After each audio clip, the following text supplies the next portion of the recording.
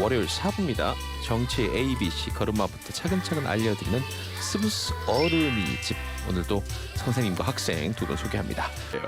1교시 슬기로운 국회 생활입니다. 오늘은요 그러니까 바른미래당은 현직 의원들의 탈당으로 최대 86억 원 가량의 국고 보조금 손해를 볼 것이다라는 문장인데요. 네.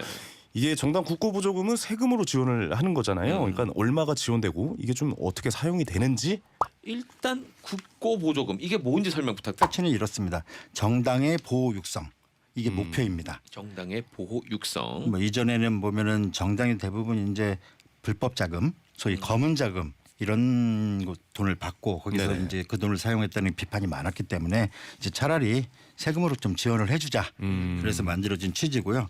두 가지 종류가 있습니다. 경상보조금하고 선거보조금. 그러니까 선거가 있는 해에 주는 돈은 따로 있고요. 네. 평상시에 매년 나눠주는 돈. 이건 사무실 경상. 굴리는 거. 그렇습니다. 인력과 경상. 얼마나 됩니까? 이게? 그게 제일 중요하죠. 예, 얼마 예. 정도나 됩니까?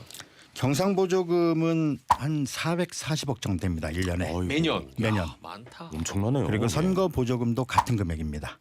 그럼 거의 1,000억 가까이 되네요. 그렇죠. 이제 올해 같은 900억. 경우에 선거가 있으니까 이제 900억 정도. 음. 한국당이 선거가 있는 대통령 선거가 있는 시기. 네. 그다음에 국회의원 총선거.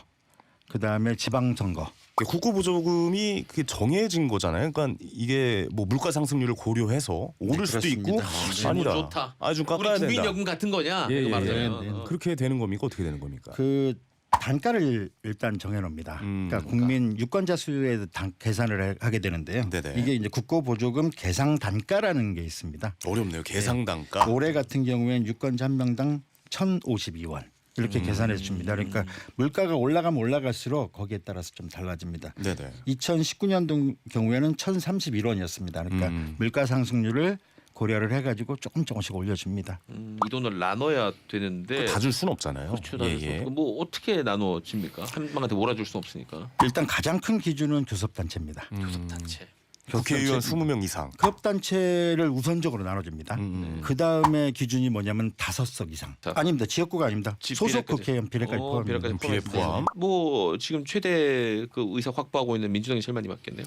민주당하고 한국당이 가장 많이 받습니다. 그런데 경우에 따라 조금씩 다릅니다. 네. 비슷하게 받습니다. 의석수가 많다고 하더라도 더 많이 받는 건 아니고요.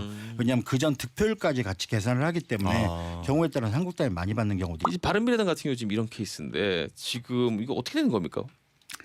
그러니까 지금 교섭단체 지위를 잃었습니다. 그러니까 두 가지의 영향을 받게 되는 거죠. 네네. 첫째는 하나는 우리가 얘기했던 경상보조금 영향을 받을 거고요. 그렇겠죠. 그럼 1, 4분기 경상보조금의 영향을 받을 겁니다. 4분기 때 25억을 받았는데 네. 상황으로 보면 25억에서 확 줄어든 6억 정도. 의원들이 한 명이- 빠져나갔으니까. 이제는 선거보조금이죠. 선거보조금은 분기별로 주는 게 아니라 1년치를 한꺼번에 몰아서 주니까 네.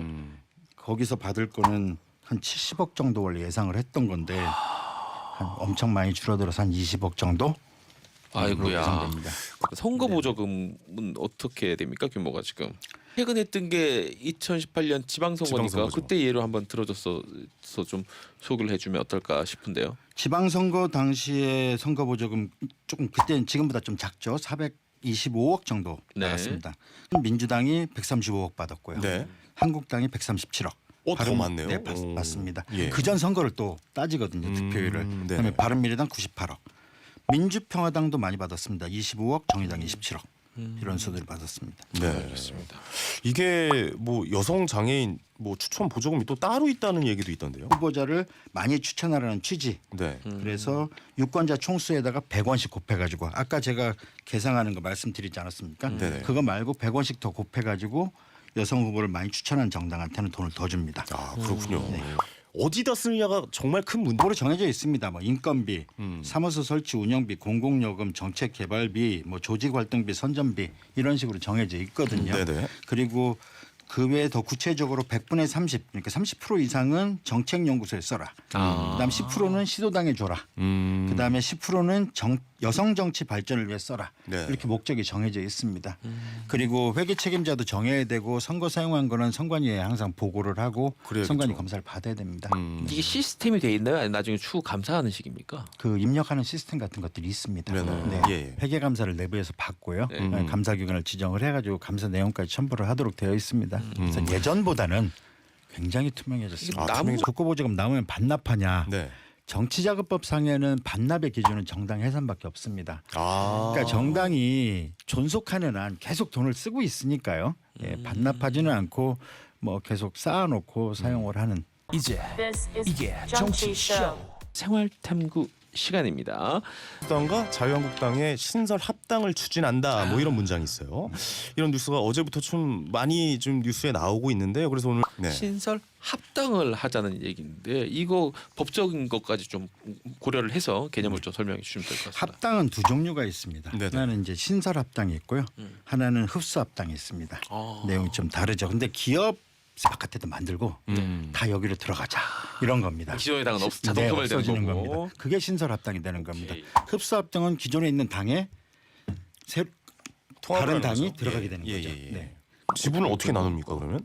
그런 거는 5대5로 가자. 아, 5대5로 보통 가자. 통상 저는 그렇게 읽힙니다. 당원들도 흡수를 해야 되는 그런 거지. 부분도 당원들은 있죠, 당원. 저절로 승계됩니다. 아 저절로 승계가 네. 됩니까? 의지가 통해서 이제 합당을 하자라고 협상을 하는 과정에서 제일 크게 이제 문제가 되는 건 보통 뭐예요? 실질적으로 들어가 보면 케이스로 가장 큰 거는 당직이나 아니면은 특히 이제 선거 앞두고 있을 경우에 공천권이 가장 큰 공천이겠죠. 문제겠죠. 네. 그럼 어떻게 되는 겁니까? 이건 합치는 겁니까? 국고보조금은 예. 새로 생긴 당의 의원수 기준으로 하게 됩니다. 아 이제 이게 정치쇼.